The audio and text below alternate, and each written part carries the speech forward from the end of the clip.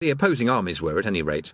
No one was bothering to ask the civilians, whose views on warfare were never very reliable. Among the soldiery, at least among the soldiery of a certain rank, there was a lot of backslapping and telling of anecdotes, jovial exchanging of shields, and a general consensus that, what with fires and sieges and armadas and wooden horses and everything, it had been a jolly good war. The sound of singing echoed across the wine-dark sea. "Hark at them," said Laviolus, emerging from the gloom around the beached Ephebian ships. "It'll be 15 choruses of the Ball of Philodefus next. Words. Lot of idiots with their brains in their jock straps." He sat down on the rock. "Bastards," he said with feeling. "Do you think Eleanor will be able to explain it all to her boyfriend?" said Eric. "I imagine so," said Laviolus. "They usually can." "She did get married, and she's got lots of children," said Eric. Laviolus shrugged. "A moment's wild passion," he said. He gave Rincewind a sharp look. "Hey, you demon," he said. "I'd like a quiet word, if I may." He led Rincewind towards the boats, pacing heavily across the damp sand as if there was a lot weighing on his mind. "I'm going home tonight on the tide," he said. "No sense in hanging about here, what with the war being over and everything." "Good idea." "If there's one thing I hate, it's sea voyages," said Laviolus. He gave the nearest boat a kick. "It's all idiots striding around and shouting, you know. Pull this, lower that, avast the other. And I get seasick too." "It's heights with me," said Rincewind sympathetically. Laviolus kicked the boat again, obviously wrestling with some big emotional problem. "The thing is," he said wretchedly, "you wouldn't happen to know if I get home all right, would you?" "What?" "It's only a few 100 miles. It shouldn't take too long, should it?" said Laviolus, radiating anxiety like a lighthouse. "Oh." Rincewind looked at the man's face. 10 years, he thought, and all kinds of weird stuff with winged wasp names and sea monsters. On the other hand, would it do him any good to know? "You get home okay," he said. "You're well known for it, in fact. There's whole legends about you going home." "Phew." Laviolus leaned against a hull, took off his helmet and wiped his forehead. "That's a load off my mind, I'll tell you.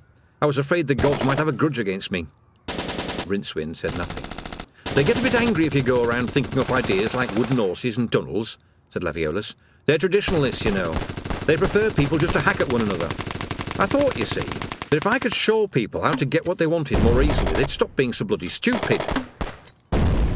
From further along the shoreline came the sounds of male voices raised in song. "Vestal virgins came down from Helio, Daily, Philo, Deli, Phobos, Chrominos, Meninos. And when the ball was over, there were..." "It never works," said Rincewind. "It's got to be worth a try, though, hasn't it?" "Oh, yeah." Laviolus slapped him on the back. "Cheer up," he said. "Things can only get better." They walked out into the dark breakers where Laviolus's ship was riding at anchor, and Rincewind watched him swim out and climb aboard. After a while the oars were shipped, or unshipped, or whatever they called it when they were stuck through the holes in the sides, and the boat moved slowly out into the bay. A few voices floated back over the surf. "Point the pointed end that way, Sergeant." "Aye, aye, sir." "And don't shout. Did I tell you to shout? Why do you have to shout? Now I'm going downstairs for a lie down." Rincewind trudged back up the beach. "The trouble is," he said, "is that things never get better. They just stay the same, only more so." But he's going to have enough to worry about. Behind him, Eric blew his nose. "That was the saddest thing I've ever heard," he said. From further along the beach, the Ephebian and Sortian armies were still in full voice around their convivial campfires. "The village harpy, she was there." "Come on," said Rincewind, "let's go home." "You know the funny thing about his name?" said Eric as they strolled along the sand. "No? What do you mean?" "Laviolus means rinser of winds." Rincewind looked at him. "He's my ancestor," he said. "Who knows?" said Eric. "Oh. Gosh." Rincewind thought about this. "Well, I wish I'd told him to avoid getting married. Or visiting Ankh-Morpork. It probably isn't even built yet." Rincewind tried snapping his fingers. This time it worked. Astaphagal sat back. He wondered what did happen to Laviolus. Gods and demons, being creatures outside of time, don't move in it like bubbles in the stream. Everything happens at the same time for them. This should mean that they know everything that is going to happen because, in a sense, it already has. The reason they don't is that reality is a big place with a lot of interesting things going on, and keeping track of all of them is like trying to use a very big video recorder with no freeze button or tape counter. It's usually easier just to wait and see.